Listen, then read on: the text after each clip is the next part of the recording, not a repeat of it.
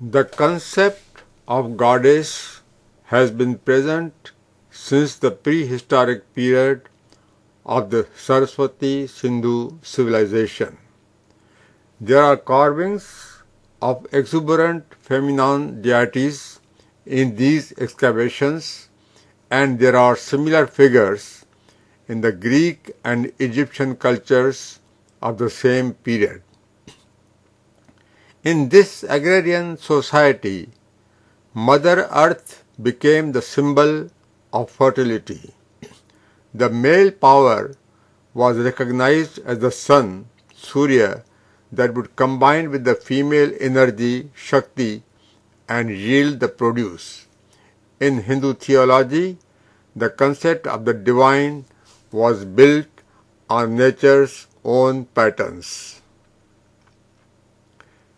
In the early Vedic period, the female aspect of the divine was pushed to the background by the prominently masculine Brahminic tradition. Even though there appeared to be serious discrimination against women in the Vedic laws and rituals, this soon was more than compensated by assigning high status to female goddesses. Soon, the female goddesses projected women in an equal, occasionally even superior position, thus making adequate counterchecks for a power struggle between the two genders. Goddesses in human form also appeared later as consorts of their male gods. Parvati, the goddess of power, with Lord Shiva. Saraswati, the goddess of learning, with Lord Brahma. And Lakshmi, the goddess of wealth, with Lord Vishnu.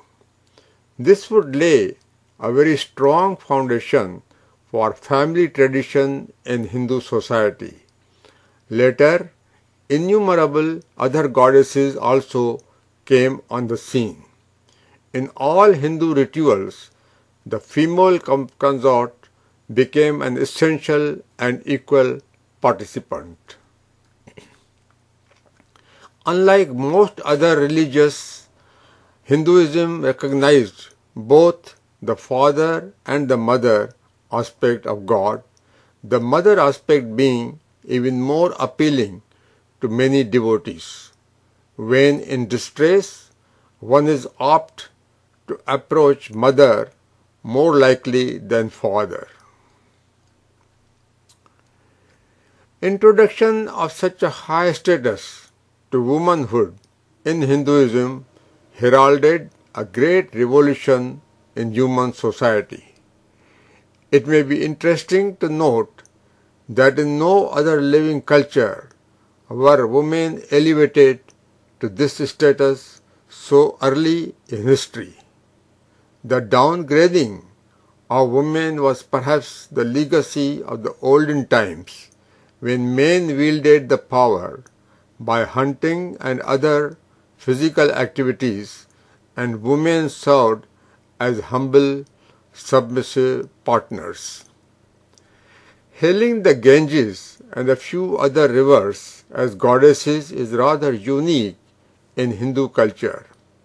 As with the cow, the river, especially the Ganges, has been accorded the highest status because of its enormous contribution toward man's life and prosperity. Even so, the human nature betrayed, and severe injustices and cruelties toward women did continue for a long time. The Shakta sect, dedicated to the divine power of the goddess Devi, as in other Hindu sects, has different schools: devotional, bhakti, prehistoric, folk, shamanic, yogic, and universalistic. The shamanic division employs old tantric methods such as magic, fire walking, animal sacrifice, and trance. The universals, on the other hand, have employed a reformed Vedantic style of worship technique as directed by Sri Ramakrishna in the recent times. In her book Hindu Goddesses, Chitra Lekha Singh mentions the mother aspect of Hindu goddess has been utilized repeatedly. Alongside the energy component, the abundant motherly love of the female goddesses of the Hindu religion has been the subject of much study and propagation. In the recent times, especially, the erotic nature of the female goddess has been severely curtailed. The mother phenomena has been instead promoted. The most popular images of Vaishno Devi, Ma Ambaji and Santoshi Ma may be seen as a religious movement in this direction. This shift in the attribute of the Shakti goddesses from the fierce expression of the destroyer to the loving expression of a mother has become more prominent in recent times. This, in fact, is in accordance with the basic pattern of the Hindu dynamic philosophy, which opts for change with time and situation. One of the most popular versions of the Hindu goddess is of Kali. She is portrayed as black female with a protruding tongue, wearing a necklace of human skulls and standing over the body of her consort, Lord Shiva. She took on this fearful form to kill the demon Mahishasura and many other wicked demons or asuras. Goddess Kali originally hails from prehistoric times. Her fierce looks are meant to challenge and frighten the wrongdoer. Sri Ramakrishna, however, has adopted the recent shift in the attributes of Kali to demonstrate the compassionate and loving motherhood of the goddess.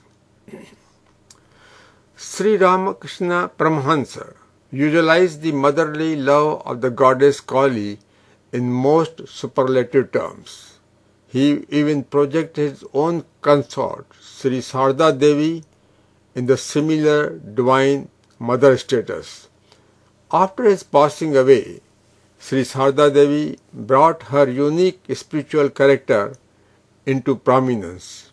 She adopted the ancient dictum of the Mahabharata, Tasmat Tikshnatantram Mridyu, which translates to, by gentleness one can overcome the greatest difficulty in the world.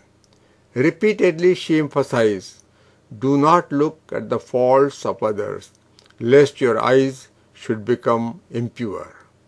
There is a growing feeling in the world today, the female power of spiritual energy in the form of love, compassion, and the strong arm of protection will become the savior of the mankind in future.